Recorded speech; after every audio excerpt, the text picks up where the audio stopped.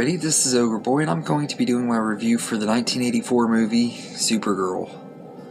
So, in this movie, Kara Zor-El is Superman's cousin, and she lives on this Kryptonian city world of Argo, which was created by a scientist named Zoltar. And it's powered by the Omega Hedron, this powerful orb that I guess keeps their world safe and alive or whatever. And it's stolen by this witch named Selena and taken to Earth. So Kara goes to Earth and becomes Supergirl, and while she hides out at a college while she's trying to figure out where the witch is and find the Omega Hedron and take it back to our planet and save both her world and Earth from Selena. This movie is good, not super great, but good. I really enjoyed most of this movie, but the last act kind of falls apart.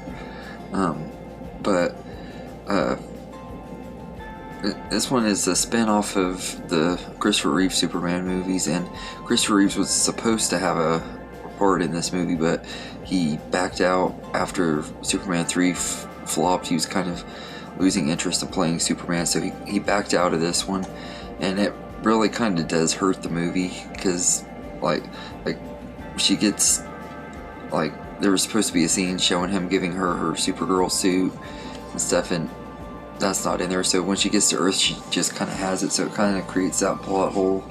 And I just think it would have been really cool to have him in here. It would have just made it a little bit better as far as the continuity and for the spin-off, for it being a spin-off and stuff goes. Although we do get Jimmy Olsen from the original Superman movies, he's in here, so it does add a little bit of continuity in here. And you got other connections, like she's best friends with Lucy Lane, who is the sister of Lois Lane, and stuff in college. So you got those connections, but a lot of it doesn't really connect fully to the Superman movies, and it kind of is a standalone movie as well, because it flopped majorly and everything. I think if it would have been a hit, we might have gotten a spin-off maybe where we could have gotten Superman and Supergirl together or something, but we never did. But I will say I love Helen Slater as Supergirl. She's really good in the roles and everything. She fits Kara as well. She just does a really great job playing her and everything. And Faye Dunaway is the villain. Selena is pretty good, although she doesn't really do a lot. Most of the time she's just sitting around talking or hanging out with her evil henchwoman in this little cave thing. She doesn't do a lot till towards the end of it, but she's still a decent enough villain. And the rest of the cast are pretty good too. Peter O'Toole gives a really over-the-top performance, but it feels like he was trying and stuff with what he had to work with and everything. He's fun to watch in here. It's not one of his best performances by any means, but he's still pretty good in here. And but yeah, all of the cast are pretty decent in this movie. None of them are really terrible. They're not really what's wrong with the movie. The story is just alright. The movie starts off really good though. Like the first two acts are really good and everything, and then you get to the third act and you get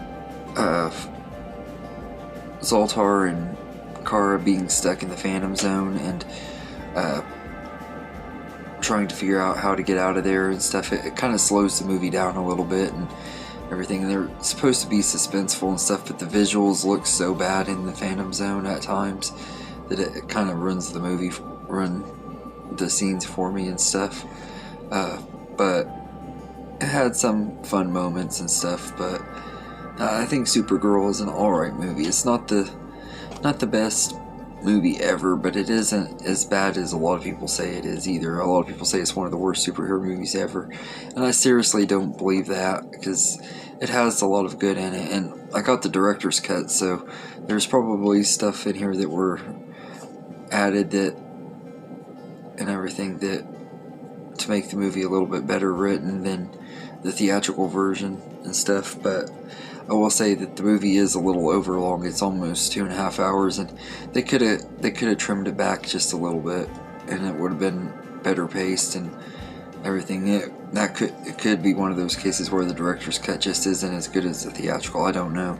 I haven't seen the theatrical version since I was a kid, and it was on TV in the middle of the night, so I don't even really remember it very well. It's like over 20 years ago, but I do still have fun with it. I think, like I said, it is a lot of fun watching Helen Slater as Supergirl. She's really good in the role, and it's an entertaining movie. Not the best movie ever, but for what it is, it's fun. And there are way worse superhero movies out there than this. Just in the last couple of years alone, Morbius and Venom Let There Be Cringe have both way worse than this movie. But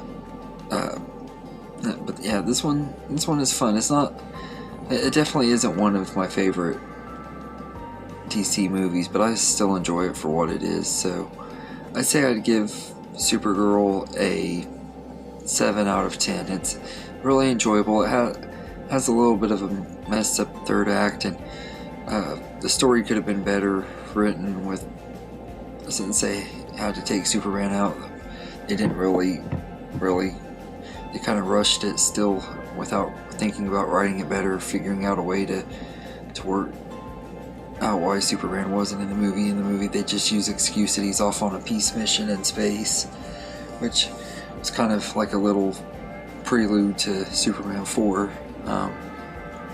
But yeah, so Supergirl is okay. It's not a terrible movie. It's not a super great one either. It's just really good.